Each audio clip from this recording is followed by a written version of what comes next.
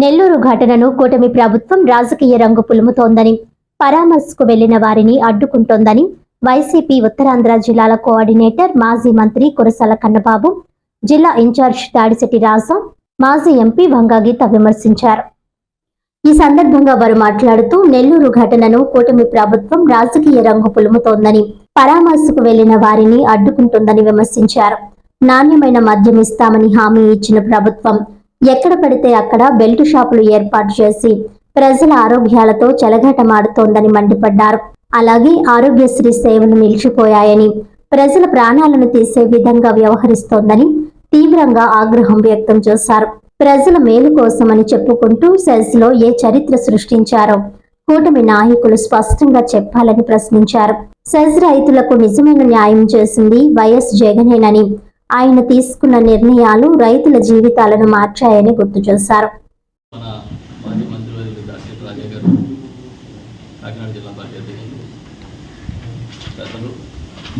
మాజీ ఎంపీ గారు, మన జోనల్ మహిళా వర్కింగ్ ప్రెసిడెంట్ గారు వంగా గీత గారు, నేను కలిసి ఈరోజు మేము ముందుకు వచ్చాం.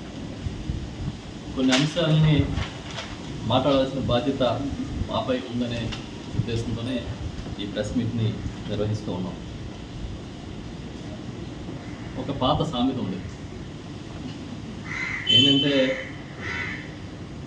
ఎక్కడ ఏం జరిగినా అది నా ప్రతాపమే అని చెప్పుకునే దానికి ఒక ముతక సామెత ఉంది. అన్నీ మాట్లాడితే ఆ సామెత చెప్తే బాగోదేమో అని చెప్పండి. ఇప్పుడు ఈ రాష్ట్రంలో గత 5 ఏళ్ళు 2019-24 మధ్య శ్రీ వైఎస్ జగన్మోహన్ రెడ్డి గారి హయాంలో ముఖ్యమంత్రిగా 5 ఏళ్ళ కాలం ఉంటే 2 ఏళ్ళు కోవిడ్లో పోయింది. ఆ 3 ఏళ్ల కాలంలోనే ఈ దేశంలో ఎక్కడా జరగనన్ని విప్లవాత్మకమైన సంస్కరణలు కానీ, అభివృద్ధి కార్యక్రమాలు కానీ, సాహసోపేత నిర్ణయాలు కానీ చేశారు. కానీ దురదృష్టం ఏంటంటే చంద్రబాబు నాయుడు మళ్ళీ వచ్చిన తర్వాత అధికారం, ఆయనకి గతం మర్చిపోయే ఒక లక్షణం ఉంది. అన్నీ ఆయన చేశానని ఆయన నమ్మి ఎల్లో మీడియాతో నమ్మించే కార్యక్రమం చేస్తారు. దీన్ని క్రెడిట్ చోరీ అంటారు. రకరకాల దొంగతనాలు ఉంటాయి. దాంట్లో ఈ వచ్చిన పేరును కూడా కొట్టేయడం అనేది అది కూడా ఒక చోరీతో సమానం. ప్రస్తుతం జగన్మోహన్ రెడ్డి గారు చేసిన మంచి కార్యక్రమాలన్నింటినీ కూడా చోరీ చేసే కార్యక్రమంలో ఈ ప్రభుత్వం ఉంది తప్ప, తనకంటూ ఒక ముద్ర వేసుకుని ఇదిగో ఈ 10 మందికి ఉపయోగపడే కార్యక్రమం చేశానని గుండెల మీద చేసుకుని హాయిగా ఒకరోజు నిద్రపోయే కార్యక్రమాన్ని చంద్రబాబు చేశారు. ఇప్పుడు చంద్రబాబుకి తోడు ఆయన కొడుకు కూడా ఏదో ఆవు చేలో మేస్తే దూడ గట్టిన మేస్తుందని ఒక సామెత. తండ్రి కన్నా 4 అడుగులు ఎక్కువ చదివినట్టుగా తండ్రి 4 అబద్ధాలు ఆడితే ఈ 40 అబద్ధాలు ఆడతాడు. రాజశేఖర రెడ్డి గారు చెప్పేవారు, చంద్రబాబు ఒక శాపం ఉంది, ముని శాపం, నిజం చెప్తే తల 1000 ముక్కలు అయిపోతుంది. అందుకే ఎప్పుడు ఈ నిజం చెప్పడని రాజశేఖర రెడ్డి గారి పాపం ఎక్కడున్నాడు ఆయన చెప్పేవాడు. అలాగా ఇప్పుడు వీళ్ళు అన్ని అబద్ధాలే. Adani Airtel Google data centre ఏర్పాటుకి ఆ రోజు జగన్ గారు కృషి చేస్తే చెప్పడం జరిగింది. నెల్లూరు సంఘటన చూస్తే దాన్ని మళ్ళీ డైవర్షన్ కోసం కులము, రాజకీయము వేరే వేరే పెడతారు. కానీ అక్కడ జరిగింది ఏంటి, అక్కడ చనిపోయిన విషయంలో అక్కడ అంత ఘోరంగా ఆ విషయం జరిగితే దాన్ని ఏ విధంగా పట్టించుకోవాలి, ఏ విధంగా కుటుంబానికి ధైర్యం చెప్పాలి అనేది పక్కన పెట్టి దీనికి రాజకీయ రంగు పులిమి ఎవరైనా పలకరించడానికి వెళ్ళినా వాళ్ళ మీద రకరకాల కారణాలు చూపించే పరిస్థితిలో ఈ ప్రభుత్వం ఉంది. ఇంక మద్యం గురించి మనం చూసాం, మహిళలు అని అందరూ కూడా మద్యం గురించి మాట్లాడటం జరిగింది. మద్యం గురించి మీరు చెప్పింది ఏంటి? ఇప్పటి వరకు రాజకీయ చరిత్రలో మద్యం మీద మేము ఈ మద్యం ఇస్తాం అని చెప్పి ప్రచారం చేసుకుని వచ్చిన ప్రభుత్వం ఈ ప్రభుత్వమే. ఎవరు మద్యం మీద ఇంత ప్రచారం చేయలేదు. పోనీ ప్రచారం చేశారు, వచ్చి ఏం చేశారు మీరు? 24 గంటలు ఏటీఎం కూడా పనిచేయదు, మద్యం షాపులు పనిచేస్తాయి. ఎక్కడ పడితే అక్కడ బెల్ట్ షాపులు. మొన్న చెప్పడం జరిగింది, గుడి ఉండదు, బడి ఉండదు, మసీదు ఉండదు, చర్చ్ ఉండదు, గ్రంథాలయం ఉండదు, ఏది ఉండదు. అన్ని చోట్ల మద్యం దొరుకుతుంది. ఈ పరిస్థితి రాష్ట్రంలో ఉండడం జరిగింది. ముఖ్యంగా మా అందరి కన్సర్న్ ఒకటి, ఆరోగ్యశ్రీ విషయంలో మాత్రం ప్రజలు చాలా ఇబ్బంది పడుతున్నారు. ఇప్పుడే రాజా గారి సోదరులు చెప్పడం జరిగింది, మేము కూడా ఇప్పుడే మాట్లాడడం జరిగింది.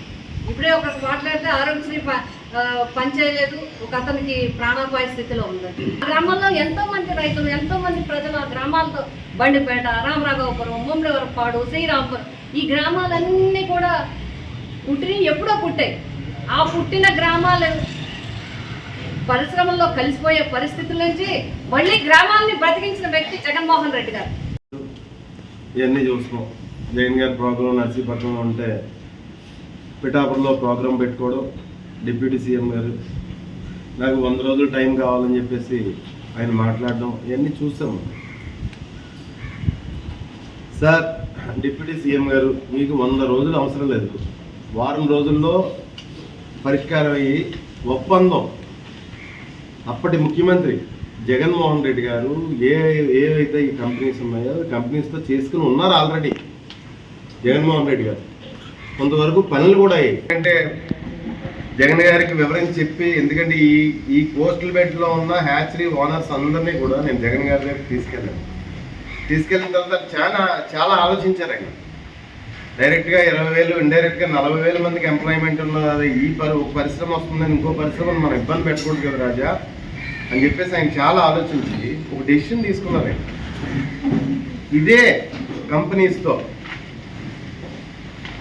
ఒక ఒప్పందం చేసుకుని ఆ కంపెనీస్ని 2 పైప్ లైన్స్ పెట్టి ఒక 30 కిలోమీటర్ల దూరం పాటు ఈ వాటర్ని తీసుకెళ్ళిపోయేలాగా ఒక డిజైన్ తయారు చేయించారు జగన్మోహన్ రెడ్డి. ఎకరం భూమి వాళ్ళకి ఇచ్చేసి విజన్ అంటే ఎట్లాగా, అది విజనా? ఎన్టీ రామారావు గారు అనేవారు, నా అల్లుడు ఔరంగజేబు లాంటోడని. ఎన్టీ రామారావు గారు నా అల్లుడు ఔరంగజేబు లాంటోడని అనేవారు. అంటే ఇంకంతకన్నా దుర్మార్గుడితో పోల్చడానికి ఇంకోటి లేడు, అంతకన్నా దుర్మార్గుడు. వార్తలను ముఖ్యాంశాలు మరోసారి.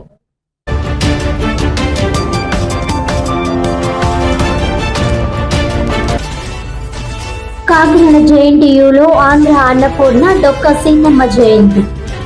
పలువురికి పురస్కారాలను అందజేసిన vice chancellor professor CSRK Prasad.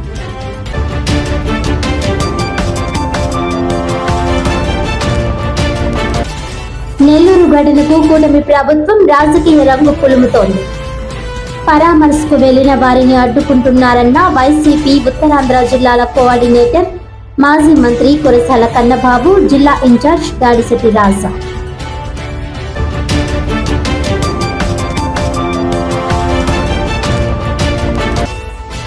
Kakinada municipal corporation కార్యాలయం వద్ద పారిశుధ్య కార్మికుల ధర్నా. కార్మికుల న్యాయమైన డిమాండ్లను ప్రభుత్వం తక్షణమే పరిష్కరించాలని డిమాండ్.